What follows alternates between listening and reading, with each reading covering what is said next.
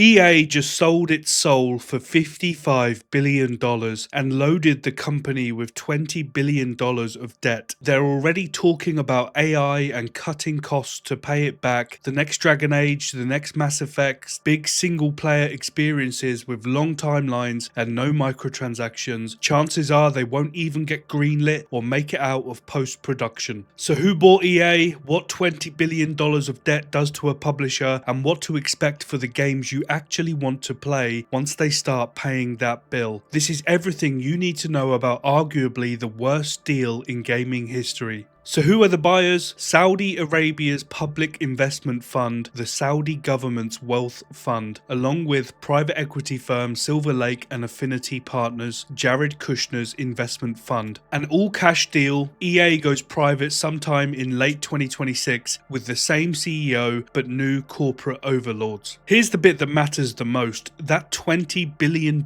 in debt. It's EA's problem now. Before they fund a single risky game, they've got to pay the bank.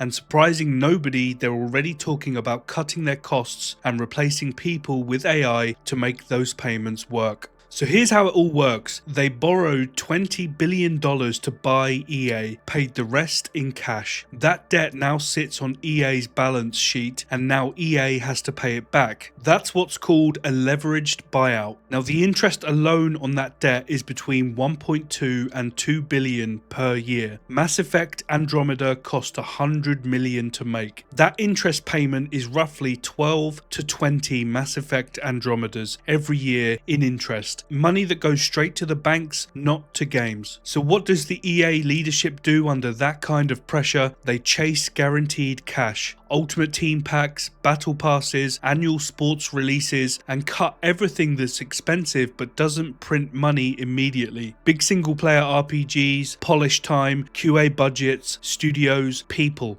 This is why the microtransaction stores will get bigger and more predatory, while the next Mass Effect likely sits in permanent pre-production. The worst part is, according to the Financial Times, the new owners are now betting on AI to cut EA's operating costs and help pay down that massive debt. That means automated QA testing, synthetic voice work for minor characters, narrative, writing, the usual. AI cost cutting has never made games better, just more soulless and cheaper to produce. It might help speed things up, sure, but it's never made games better. Which brings us to what actually matters, the games. So let's talk about single player story driven games first, because that's where this will hit the hardest. Dragon Age the Veilguard launched and it was a huge flop, massively underperformed, we all know why. BioWare's already been downsized, and with $20 billion of debt and a huge miss already on the books, another Dragon Age slips into the not now territory, maybe not ever. Expect BioWare to get even smaller and to hear that they're evaluating the franchise. That kind of language. It's not looking good right now. Mass Effect is arguably even worse. Pure single player, long development cycle. It's been stuck in pre-production for years, multiple times now, because it's all cost and no guaranteed return. That's exactly the kind of project this type of debt will kill. EA can keep it in permanent limbo, trimming the scope every time it tries to move forward, or just quietly shelve it. This is the poster child for what happens when you load a publisher with interest payments. Ambitious, expensive, story-driven games that don't have microtransactions built in simply just don't get made. Now Battlefield, DICE is already on thin ice after 2042's disaster. Battlefield 6 has to be a massive success or that studio's in serious trouble too. Even still, we're probably looking at a heavily monetized season model, less risk, more skins, because they can't afford another flop. Not with that debt clock ticking. The Sims will likely be fine. It's a recurring spending machine, a cash cow, but expect it to become more of a monetization hell. More DLC, possibly subscriptions, whatever else they can think of to make more money. Sports games like FIFA, Madden, they're already driving most of the money to EA, so these will continue to ship yearly to cover those license fees, so they're definitely safe. But the stores get bigger, the passes get pricier, and before you know it, you'll be buying individual teams as DLC. The real casualties aren't FIFA packs, they're not Apex, they're already making billions for EA. It's the games like Mass Effect, Dragon Age, Jedi Survivor, the ambitious single player experiences with no monthly recurring revenue. They'll be first on the chopping block, mark my words. And like I say, BioWare's first in line. They've already had a mass exodus, they've laid off veteran writers, designers, and this was before this deal closed. The next step is probably a merger with another studio or just a slow bleed of talent until there's nothing left, because let's be honest, that's already happening. Underperformance plus high cost single player focus is exactly what a $20 billion